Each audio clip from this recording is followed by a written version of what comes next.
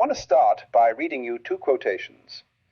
The first is from Freud's Civilization and Its Discontents. Originally, the ego includes everything. Later, it detaches itself from the external world. The ego feeling we are aware of now is thus only a shrunken vestige of a far more extensive feeling, a feeling which embraced the universe and expressed an inseparable connection of the ego with the external world. So much for Freud.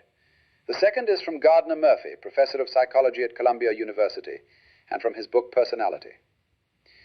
If, moreover, we are serious about understanding all we can of personality, its integration and disintegration, we must understand the meaning of depersonalization.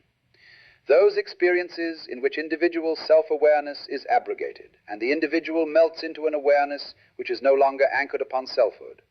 Such experiences are described by Hinduism in terms of the ultimate unification of the individual with the Atman, the super-individual cosmic entity which transcends both selfhood and materiality. Some men desire such experiences, others dread them. Our problem here is not their desirability, but the light they throw on the relativity of our present-day psychology of personality. Personality, ordered largely with reference to self-awareness, has until recently appeared to be the fundamental reality. But it must be seen against the background of a wide variety of cross-cultural conditions and of developmental, dissociational, and degenerative states in our own culture. Some other mode of personality configuration, in which self-awareness is less emphasized or even lacking, may prove to be the general or the fundamental. I have read these two quotations just to suggest that it's not only so-called mystics and devotees of Oriental religions who feel that there is something a little wrong or unnatural about our ordinary way of feeling ourselves and the surrounding world.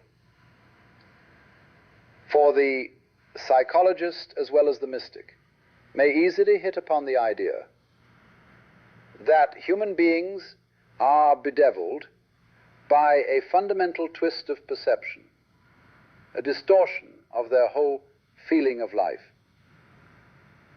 which lies at the root of a large constellation of moral, psychological, and spiritual problems. As you know, the detection and straightening out of this twist is the great preoccupation of Indian and Chinese philosophy. As Gardner Murphy says, they look towards a state of consciousness in which individual self-awareness is abrogated, and the individual melts into an awareness which is no longer anchored upon selfhood. This is not, however, to be understood as a kind of trance in which the individual is incapable of relating himself to the practical affairs of everyday life. It is rather the perception of the same everyday world from a new standpoint, a standpoint from which the same facts and events have an entirely different sense. To a considerable extent, the philosophers of India and China have, though with some exceptions, looked upon this transformation of awareness as the fruit of an arduous course of spiritual and psychological discipline. A discipline so rigorous and prolonged that it puts it beyond the attainment of all but a few spiritual heroes, extraordinarily gifted with courage and willpower. In East and West alike, however, men are always looking for shortcuts or better simplifications of these difficult tasks. Some of them are perhaps no better than the phony correspondence courses, which lure subscribers with promises of being able to amaze your friends after only 6 weeks' study of some marvelous easy way of becoming a genius of the piano. Maybe the Oriental equivalent is the prayer wheel. Nevertheless, laziness is the mother of invention as well as self-deception. For time and time again we find that we have made a certain problem incredibly difficult for ourselves by failing to understand it clearly, or failing to find the right technique for handling it. Think of the difficulty of doing a complex multiplication or long division with Roman numerals, of moving heavy loads without wheels, or of computing the movements of the planets before Copernicus's simplified view of the solar system. As a naturally lazy person, I have always been intrigued with the possibility of the simplification of this whole basic problem of the changing of man's awareness. So often in these talks I have minimized the role of effort and willpower and struggle in this task, thus earning the disdain of Puritans and muscular religionists who do not realize that in many respects laziness is as creative as brawn and vigor.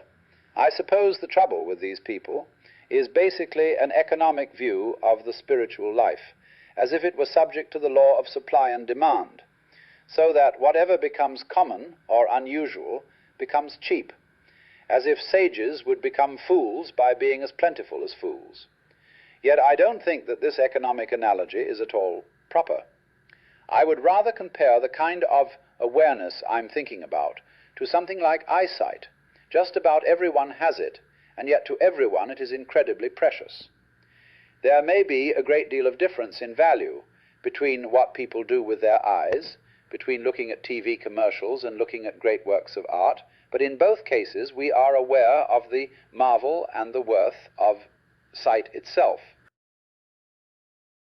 I would like then to talk about what is probably a very foolish notion of mine, just as if I were thinking out loud in a very tentative and experimental way. It may be my natural laziness and nothing but that. And yet, it is one of my strongest intuitions, has been for years. That it is basically a very simple matter for man to shift from what I will call the egocentric to the universal mode of awareness. I'm quite sure that there are undoubtedly very difficult ways of doing it, that in time past men have come upon these ways and embodied them in traditions handed down to others. We easily assume that the way we learn to do something is the only way to learn it. For the most tortuous path up a mountain is the only path, if you know no other.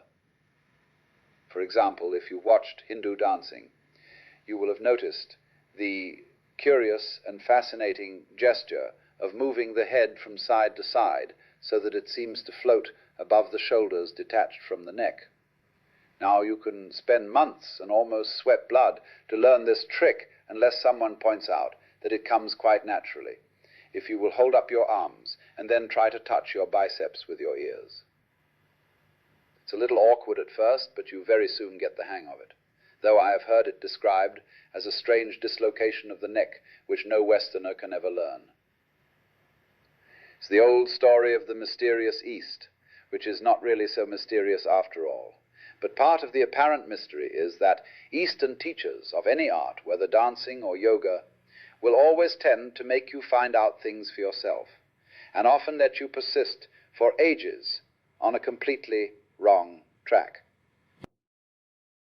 The central difficulty of almost all forms of spiritual discipline is that they require prolonged and intense concentration, usually upon objects that are as confined and uninteresting as anything can be, day and night. Think of nothing except the word Om or Mu, or as in Eastern Orthodoxy, the name of Jesus, somehow in a fashion that is never clearly explained. Intense concentration over a period of time brings about a fundamental alteration in the very structure of consciousness. Some say that it brings the surface consciousness to a state of such calm that one can, as it were, see down to the deepest levels of the mind, to a mode of consciousness more basic and natural than that to which we are accustomed. Others say that it's a form of self-hypnotism, giving the power to control one's own mind in such a way that you can think or feel anything you want. Others again say that concentration brings about a state of identity between subject and object, knower and known, in which the sense of the separate ego, the isolated self-conscious subject, disappears. When I first began to study these things, I was a student in England, and naturally most of my time had to be given to reading. I was puzzled as to how a concentration of this kind could be carried on in the midst of intellectual study. And I therefore laid my difficulty before a Japanese Zen master, and was amazed to receive the following reply, and I quote, "It is difficult to conceive the exact idea of exercising Buddhist concentration or meditation in the West. No one can possibly concentrate intentionally upon a given object. That is a truth. Try it. Occasionally, one should concentrate on something without one's own intention.